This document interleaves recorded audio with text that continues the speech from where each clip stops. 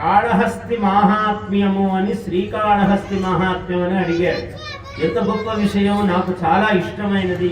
మా గురువుగారు నండూరు రామకృష్ణమాచార్యులు గారు పక్కన కూర్చొని, నీవు ఇంత పండితుడివి, ఇంత విద్వాంసుడివి, అప్పటికే అవధానాలు చేస్తున్నాను నేను. వారితో నా పరిచయం ఏర్పడేప్పటికీ నేను అవధానాలు చూస్తూ ఉన్నా. చాలా 13వ వయస్సు నుంచి 14 ఏళ్ల నుంచి అవధానం చేస్తున్నా. 22 వయస్సు అప్పుడు నాకు వారితో 24, 25 అప్పుడు వారితో పరిచయం ఏర్పడింది. 25 ఆ వయస్సులో. అప్పుడు వారు నా చేత ఇది రాయించారు. కాళహస్తీశ్వర శతకానికి వ్యాఖ్య రాయాలి, నువ్వు రాయగలవు అని వారు వెనకల నిలబడి నా చేత ఆ వ్యాఖ్య రాయించారు.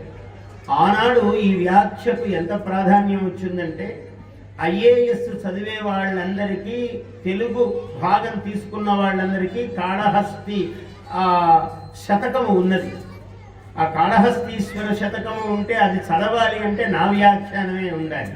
ఐఏఎస్ వాళ్ళందరూ నా వ్యాఖ్యానం చదివే ఆ రోజుల్లో పరీక్షలు రాశారు.